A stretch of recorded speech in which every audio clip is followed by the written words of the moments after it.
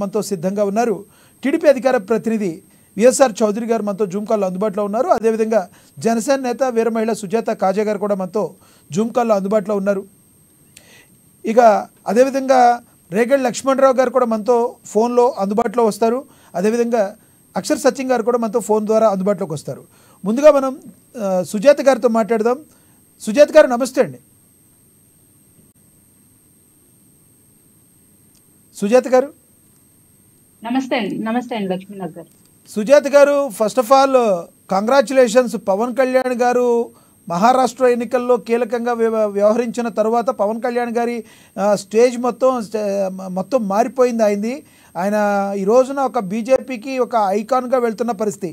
రాష్ట్రంలోనే ఉంటారా, ఆయన దేశవ్యాప్తంగా ఆయన సేవలు ఉపయోగించుకునే అవకాశం ఉందంటారా? సార్ లక్ష్మీనాథ్ గారు, ముందుగా మీకు అలాగే విఎస్ఆర్ చౌదరి గారికి, ఫోన్ లైన్ లో అందుబాటులోకి రానున్న లక్ష్మణ్ గారికి, అక్షర్ సత్యం గారికి అందరికి నమస్కారం అండి. పవన్ కళ్యాణ్ గారు ఏదైతే మన ఏపీలో ఎన్డీఏ కూటమి భారీ విజయం తర్వాత జనసేన పార్టీ తీసుకున్న 21 సీట్లు గెలిచి 100% స్ట్రైక్ రేట్ తో కొట్టిన వ్యక్తిగా, ఒక పార్టీగా దేశం మొత్తం మీద పవన్ కళ్యాణ్ గారి పేరు మారుమోగిపోయిందండి. అంటే ఏ పార్టీ కూడా ఇప్పటి వరకు దేశంలో పోటీ చేసిన అన్ని సీట్లు గెలిచిన దాఖలాలు లేవు. మొట్టమొదటిగా పవన్ కళ్యాణ్ గారు 100% స్ట్రైక్ రేట్ అన్నది ఈ రోజు పార్లమెంట్ లో ఉన్న ప్రతి ఎంపీలకి కానీ, ఆయా రాష్ట్రాల ఎమ్మెల్యేలకు కానీ, మొత్తం దేశం మొత్తం మీద రాజకీయాల్లో ఒక అద్భుతాన్ని, ఒక ప్రకంపనని సృష్టించిందండి. సో బీజేపీ అలాగే అదే ఉత్సాహంతో ఈ మహారాష్ట్ర ఎన్నికలకి పవన్ కళ్యాణ్ గారిని ప్రచారానికి పిలవడం, ప్రచారానికి వెళ్ళిన ప్రతి చోట కూడా, అక్కడ కూడా ఇంచుమించు పవన్ కళ్యాణ్ గారు ప్రచారం చేసిన అన్ని చోట్ల కూడా అభ్యర్థులు విజయం సాధించారు. దాదాపు 12 నియోజకవర్గాల్లో ప్రచారం చేస్తే 11 చోట్ల అభ్యర్థులు విజయం సాధించారు. ఒక్క చోట మాత్రం అది సాంప్రదాయక కాంగ్రెస్ సీటు, ఎప్పటి నుంచో తరతరాల నుంచి, కొన్ని దశాబ్దాల నుంచి కాంగ్రెస్ గెలుచుకొస్తున్న సీటు, అది కూడా చాలా తక్కువ ఓట్ల వ్యవధి తేడాతోటి ఓడిపోవడం జరిగింది అక్కడ అభ్యర్థి. సో అక్కడ కూడా ఇంచుమించు మనం 100% స్ట్రైక్ రేట్ పవన్ కళ్యాణ్ గారు ప్రచారం చేసిన చోట సాధించారని చెప్పుకోవచ్చు.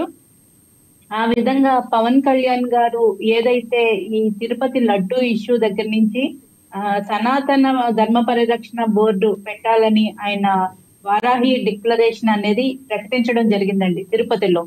అప్పటి నుంచి కూడా దేశం మొత్తం మీద మీడియా ఛానల్స్ కానీ, ఆయా ప్రాంతీయ పార్టీలు కానీ పవన్ కళ్యాణ్ గారి యొక్క రాజకీయ ప్రయాణాన్ని చాలా నిశితంగా గమనిస్తున్నాయి సార్. మనం అఖిలేష్ యాదవ్ కూడా చెప్పాలంటే ఆయన చాలా కీన్ అబ్జర్వేషన్ చేస్తున్నారు పవన్ కళ్యాణ్ గారి రాజకీయ జీవితాన్ని, ఆయన వేస్తున్న స్టెప్పుల్ని. అలాగే చాలా మంది యువ నాయకులు వేరే రాష్ట్రాల్లో, ఇప్పుడు మన తమిళనాడు తీసుకుంటే ఉదయనిధి స్టాలిన్ దగ్గర నుంచి, అలాగే చాలా రాష్ట్రాల్లో పవన్ కళ్యాణ్ గారిని ఒక ఆదర్శంగాను, ఒక కేస్ స్టడీగాను తీసుకుని చాలా మంది గమనిస్తున్నారు. ఆయన యొక్క రాజకీయ ప్రయాణానికి ఈవెన్ మీడియా కూడా పవన్ కళ్యాణ్ గారిని చాలా చోట్ల, అలాగే ఢిల్లీలో కూడా మన పవన్ కళ్యాణ్ గారు వెళ్ళినప్పుడు బంగ్లాదేశ్ లో జరుగుతున్న హిందువులపై జరుగుతున్న దాడుల గురించి అకస్మాత్తుగా ప్రశ్నించారు వాళ్ళు. కానీ ఆయన చెప్పిన సమాధానం ఈవెన్ ఈ రోజు విపక్షాల ప్రశంసలు సైతం అందుకుంటుంది సార్. ఖచ్చితంగా ఒక నాయకుడు రాజకీయాల గురించి, లేదంటే తన పార్టీ భవిష్యత్తు గురించి, తన భవిష్యత్తు గురించి ఇవేమి ఆలోచించకుండా, పదవుల గురించి ఆలోచించకుండా ఒక నిజాన్ని నిర్భయంగా మాట్లాడడానికి ఎంత డేర్నెస్ ఉండాలి, ఎంత గొప్పగా ఉండాలి అన్నది ఈ రోజు మీడియా మొత్తం, నేషనల్ మీడియా మొత్తం ప్రశంసిస్తుందండి. సుజాత గారు, నేషనల్ మీడియానే కాదు డిజిటల్ మీడియాలో కూడా ఈ రోజున ఒక కథనం అయితే, మహాపత్రికలో వచ్చిన ఒక కథనం అయితే మొత్తం నెట్టింట వైరల్గా మారిన పరిస్థితి. పవన్ కళ్యాణ్నే ఒక వెపన్గా బీజేపీ భావిస్తుందని, మరి నాగబాబుని పిఠాపురం ప్రజలకి దగ్గర చేసి ఆయన దేశవ్యాప్తంగా తన సేవలను బీజేపీ వినియోగించుకోవాల్సి వస్తుందని వచ్చిన ఒక మహాపత్రిక ఏదైతే, డిజిటల్ పత్రిక ఏదైతే ప్రచురించిన కథనం ఈ రోజున సోషల్ మీడియా మొత్తాన్ని, డిజిటల్ మీడియా మొత్తాన్ని కూడా హల్చల్ చేస్తున్న పరిస్థితి. దానిలో ఏ విధంగా రానున్న రోజుల్లో నేషనల్గా కూడా పవన్ కళ్యాణ్ గారు తన సేవల్ని ఉపయోగించుకుంటుందా బీజేపీ? అంటే పవన్ కళ్యాణ్ గారు రాజకీయాల్లోకి రాకముందు నుంచి కూడా ఒక దేశం పట్ల ఒక విపరీతమైన దేశభక్తి ఉన్న పర్సన్ అండి.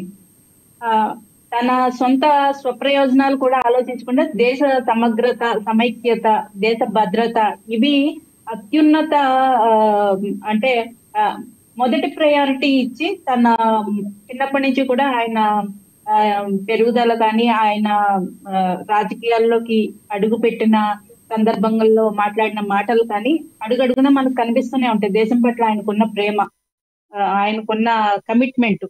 కాబట్టి పవన్ కళ్యాణ్ గారు దేశ రాజకీయాల్లో దేశాన్ని ఒక సుస్థిరమైన గవర్నమెంట్ సెంటర్ లో ఉంటే దేశానికి మంచిది, దేశానికి, దేశ ప్రజలకి, దేశ రక్షణకి ఉపయోగపడే దానికి ఏ కార్యక్రమం చేసినా ఎటువంటి అంటే ఎన్నికల ప్రచారంలో పాల్గొనాల్సి వచ్చినా పవన్ కళ్యాణ్ గారు దానికి ముందుంటారండి. అందులో ఎటువంటి సందేహం లేదు. రైట్. అలాగని పిఠాపురాన్ని పవన్ కళ్యాణ్ గారు వదిలేస్తారని లేదంటే అటువంటి అపోహలు ఏమీ లేవు. రైట్. పిఠాపురం కూడా పవన్ కళ్యాణ్ గారు అక్కడ వ్యక్తులు ఉన్నారు, ఒక వ్యవస్థను ఏర్పాటు చేయడం జరిగింది. వారి ద్వారా పిఠాపురంకి చేయాల్సినవన్నీ ఆల్రెడీ చేసేస్తున్నారు. అక్కడ ప్రతి గ్రామంలో కూడా పవన్ కళ్యాణ్ గారు మాత్రం అభివృద్ధి కనిపిస్తుంది. రైట్. అలాగే ఇక్కడ స్టేట్ కు వచ్చేటప్పటికి, ఒక్క నిమిషం అండి కన్క్లూడ్ చేస్తాను. చెప్పండి. ఇక్కడ స్టేట్ కు వచ్చేటప్పటికి చంద్రబాబు నాయుడు గారు, పవన్ కళ్యాణ్ గారు ఒక రామలక్ష్మణుల్లాగా ఒకే మాట మీద ఒకే కమిట్మెంట్ తోటి ఇద్దరు నాయకులు, చంద్రబాబు నాయుడు గారి యొక్క